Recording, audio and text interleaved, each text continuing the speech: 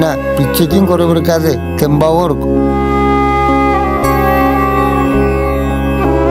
சாமி சாமி, கல்ல கண்டாலும் சாமி, கை கால் இல்லைனாலும் சாமி, பேசினாலும் சாமி, பேசாம இருந்தாலும் சாமி, காணே பகவான் ஏண்டா சாமி.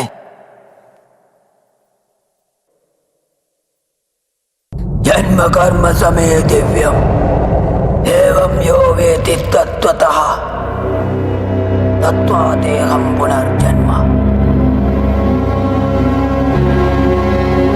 சத்ய பிரபாவம் திவ்ய பிரகாசம் மந்திர ஸ்வரூபம் நிஷ்கலங்கோஹம் நிஜபூர்ண போதஹம் பிரத்யகாத்மாஹம் நித்ய பிரம்மோஹம் சத்யத் பிரமாணம் மூல பிரமேயம் அயம் பிரம்மாஸ்மி அஹம் பிரம்மாஸ்மி.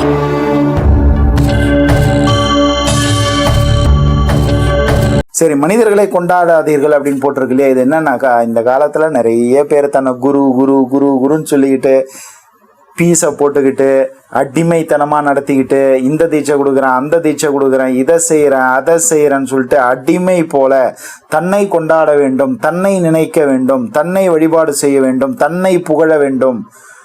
ஒரு குரு அப்படின்னு சொல்லிக்கிற ஒரு ஆள் தன்னுடைய சீடர்கள் கிட்ட பேசுகின்ற பொழுது, என் குரு இதை செய்தார் என்று குரு விசுவாசத்தில் ஒருவன் பேசிக்கொண்டே இருந்தால் அவனை நம்ம வணங்கலாம். அதை விட்டுட்டு நான் என்ன சொன்னனே, நான் இப்படி செய்தனே, நான் வழிகாட்டுறனே, எனக்கு இவ்வளோ சிஷ்ய பிள்ளைங்க இருக்காங்க, இவ்வளோ பேர் இருக்காங்க, என் சீடன் ஒருத்தன் இப்படி செய்துட்டான், அப்படி செய்துட்டான், இதை பண்ணிட்டான், அதை கீழ்ச்சிட்டான், இதை கீழ்ச்சிட்டான், அது சாதனை அல்ல. நான் இந்த நிலையில் இருப்பதற்கு காரணம் என் குரு அப்படின்னு எவன் ஒருத்தன் தான் பூத உடலோடு வாழுகின்ற பொழுது தன்னுடைய வழி முறைகளை பின்பற்றுவோருக்கு சொல்லுகிறானோ அவனே தலை சிறந்த குரு. அவர்களுக்கு கூட நம்ம அடிமையா இருக்கக்கூடாது. அவர்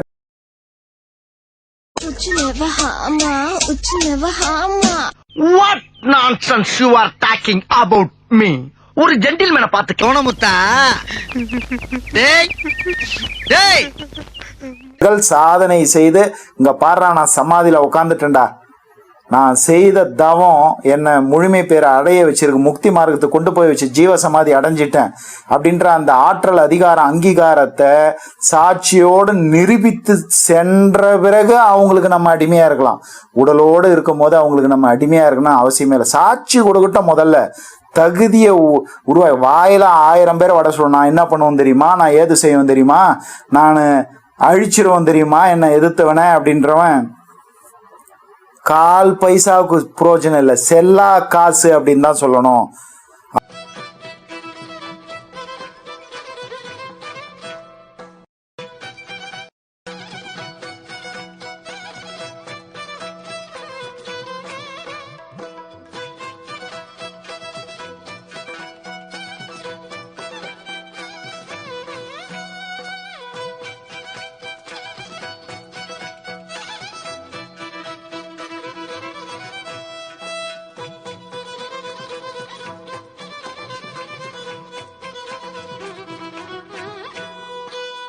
திருமந்திரமா, திருவருட்பாவா, இதெல்லாம் படிச்சீங்கன்னா பிரயோஜனம். அதெல்லாம் படிச்சிருக்க, சரின்னா என்ன, அதனால என்ன இப்போ அப்படின்னு கேட்பாங்க.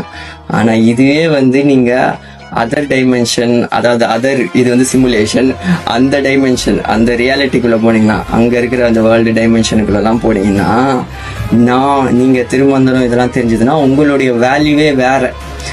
உங்களுக்கு அதெல்லாம் தெரியுமா, அப்படியா, எப்படி, அதை பத்தி கொஞ்சம் சொல்லுங்க அப்படின்னு சொல்லிட்டுலாம் அங்கெல்லாம் இந்த சிலபஸே அங்க அவைலபிளா இருக்காது. அங்கெல்லாம் இங்க அந்த ஆகமெல்லாம் அங்க கிடைக்காது.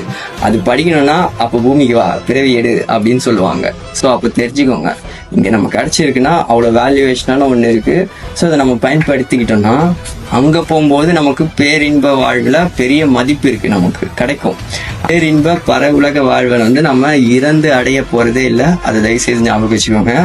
இருக்கிற இந்த இதுல இருந்து இகத்தேவே பரத்தை பெற போகிறோம்.